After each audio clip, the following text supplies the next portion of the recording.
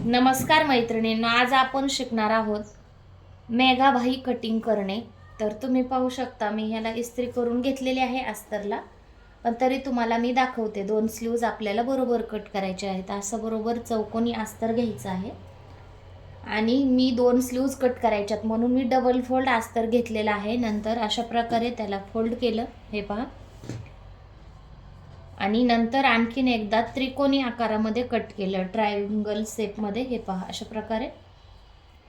आता आपल्याला ह्या स्लीवची कटिंग करायची आहे. पण मैत्रिणींनो, जेवढं आपण बारीक स्लीव्ज कटिंग करू, म्हणजे बारीक बाही कटिंग करू गोपी स्लीव्जमध्ये, तेवढी छान दिसते. आणि जशी आपण फुल बाही, जी सिंपल बाही, फुल असो हाफ असो किंवा थोडी लांबीला जास्त असली तरी कटिंग केल्यावर जशी छान दिसते, ही स्लीव्ज फक्त छोटी छान वाटते आणि फिनिशिंगला सुद्धा छान बसते. तर हे पहा, जी ओपन साईड आहे ती माझ्या साईडला घेतली आहे. इथं आपला दंडघेर येणार आहे. ही बंद बाजू आहे ती, इथं आपली जी बाहीची लांबी आहे इथं शोल्डरला मिळवलं जाणार आहे, शोल्डरला जॉईंट करायची आहे. आणि इकडे येणार आहे आपली कॅप हाईट.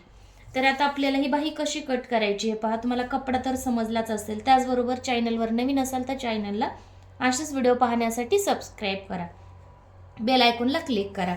तर हे पहा, आपल्याला इथं बाहीची रुंदी टाकायची आहे. तर बाहीची रुंदी आहे 7.5 इंच आणि त्याच्यामध्ये 1 इंच प्लस केलं. ओके, 1 इंच प्लस केलं. तर आता बाहीची लांबी घ्यायची आहे 4 इंच.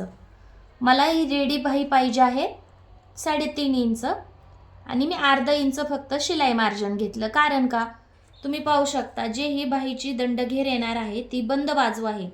गुफी स्लीव्ज असली तर बाहीला बंद बाजू येते, त्याच्यामुळे बाहीच्या साईडला शिलाई मार्जिन लागत नाही. तर आपण फक्त अर्धा इंच प्लस करायचं. जितकी आपल्याला रेडी बाही पाहिजे आहे त्याच्यापेक्षा अर्धा इंच जास्त घ्यायचं. शक्यतो तर ही 4 इंचापर्यंतच मेघा स्लीव्ज छान वाटते. ओके, तर आपण एक्स्ट्राचं घेतलं होतं. आता ही पूर्ण स्लीव्ज आपली 4 इंचाची घेतली होती. हे पहा, 4 इंचाची बाही लांबी घेतली तर आपल्याला एक 4 इंचावर डॉट करायचं आहे अशा प्रकारे. तर तुम्ही मनाने इथं अस्तर नाही तर आपल्याला त्याची गरज नाही, कारण का आपण कॅफ हाईट कट करणार आहोत. तर मी 2 इंच कॅफ हाईट घेतली. हे पहा अशा प्रकारे 2 इंच कॅफ हाईट घेतल्यानंतर 1.5 इंच शिलाई मार्जिन ठेवलं. 2 इंच कॅप हाईट 1.5 इंच शिलाई मार्जिन ठेवलं.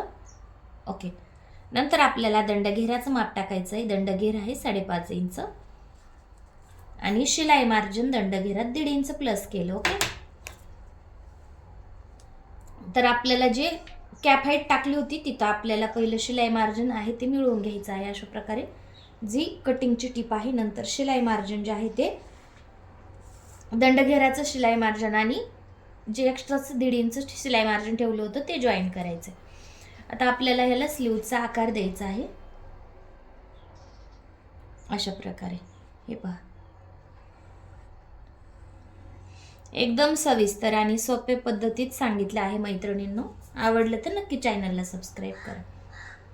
पहा, आणि ड्रेसला बसवायचं असेल स्लीव्ज ही, तर आपल्याला गोल आकार द्यायची गरज नाही आहे. म्हणजे जो आपण खोलगट आणि उत्तळ आकार देतो तो द्यायची गरज नाही. पण ब्लाऊजला जर बसवायचे असेल तर थोडासा आकार देऊन घ्यायचा, कारण का आपण पाठीमागचं मुंडा आणि पुढचा मुंडा तसंच कट केलेला असतो. त्याच्यामुळे जर ड्रेसला बसवायचे असलं तर ड्रेसला बाही बसवायची असेल तर 2 आकार कट करायची गरज नाही आहे. जो आपण वरचा आकार कट केलेला आहे तोच केला तरी चालतो. अशा प्रकारे आपल्या स्लीवचा आकार येतो. हे पहा, ही इकडे साईडला जी वरच्या साईड आहे ती आपल्याला शोल्डरमध्ये जोडण्यात जाते आणि ही आहे ती आपली दंडघेरामध्ये फिटिंगला येते आणि फिटिंग खूपच व्यवस्थित बसते.